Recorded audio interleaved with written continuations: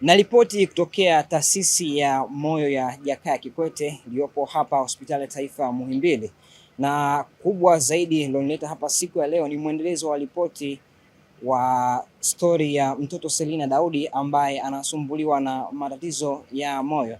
Na mara ya mwisho tulifika Chanika tukiwa na Mrisho Mpoto maarufu Mjomba kwa ajili ya kuona hali halisi ya mtoto Selina na kujiridhisha na kile ambacho kilizungumzwa na mama yake kupitia mahojiano tuliyofanya kupitia Manara TV. Na mara baada ya pale iliahidiwa kuwa siku ya leo Jumanne mtoto huyo atafikishwa katika hospitali hii ama taasisi hii ya Jakaya Kikwete kwa ajili ya kupatiwa matibabu kama ambavyo Rais wa Jamhuri ya Muungano wa Tanzania Mheshimiwa Dr. Samia Suluhu Hassan alielekeza kwamba mtoto Selina Daudi atibiwe bure. Na siku ya leo mtoto Selina Daudi amepokelewa na mkurugenzi wa taasisi ya moyo ya Jakaya Kikwete na kwa ajili ya kuanza matibabu. Taasisi ya moyo ya Jakaya Kikwete leo imempokea mtoto ambaye alikuwa na changamoto ya matatizo ya moyo, na mtoto huyu alitakiwa atibiwe, lakini akawa ana shida ya kifedha na hakuweza kulipia vipimo, lakini upasuaji wake ulihitaji hela nyingi kwa sababu ana matatizo ambayo yanagharimu zaidi ya milioni 8 za Kitanzania,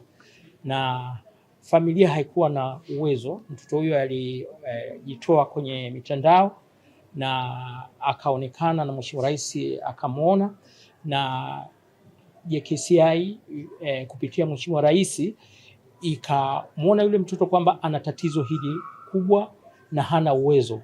Kwa hiyo tunamshukuru sana Mheshimiwa Rais kwa kujitoa kwake, kurudisha tumaini kwa familia na kwa mtoto mwenyewe kwamba matibabu yake kuanzia vipimo na mpaka atakapofanyiwa operation atalipiwa na Mheshimiwa Rais. Ni jambo la kubwa sana Mheshimiwa Rais alilolifanya la kurudisha matumaini kwa watoto, na Mheshimiwa Rais amekuwa anayafanya hayo. Tumekuwa na watoto wengi sana wenye matatizo kama haya, lakini Mheshimiwa Rais amekuwa anawalipia.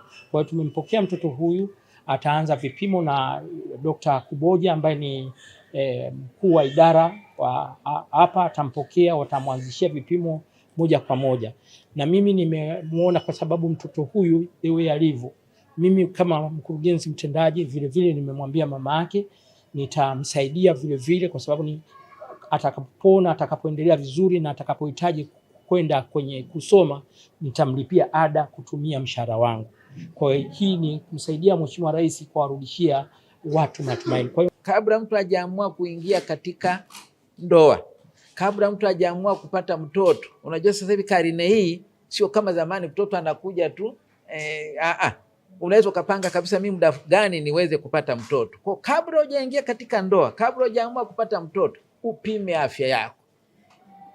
Mazao mazuri ni yale ya ndoto katika ardhi safi na mbolea na kila kitu. Kwa mama ambaye amepima afya yake, akajitibia, kama ulikuwa na magonjwa ya ambukizi unayatibia, kama ulikuwa na changamoto kuna dawa fulani unakunywa za kienyeji na nini, huna mpango wako, unaachana nazo, ndio unaingia katika kupata mtoto.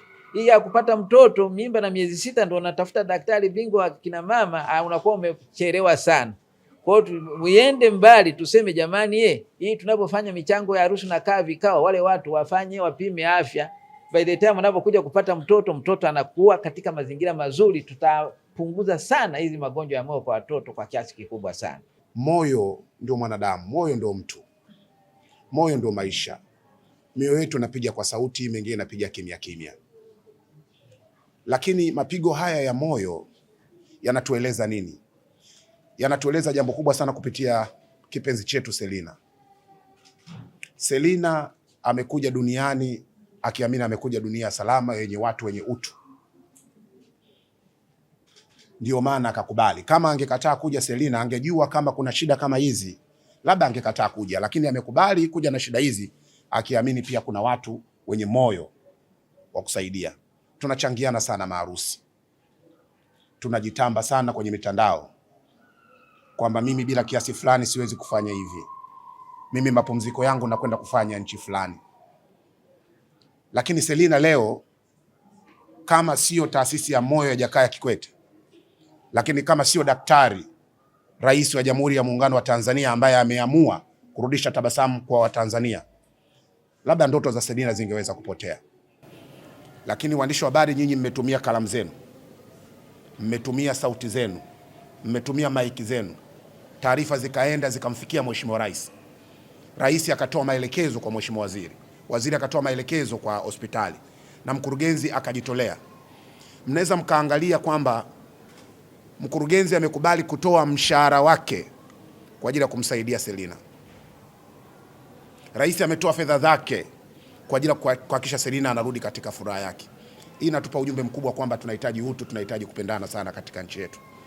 Kile kidogo tulicho nacho msaidie mwingine mwenye mahitaji.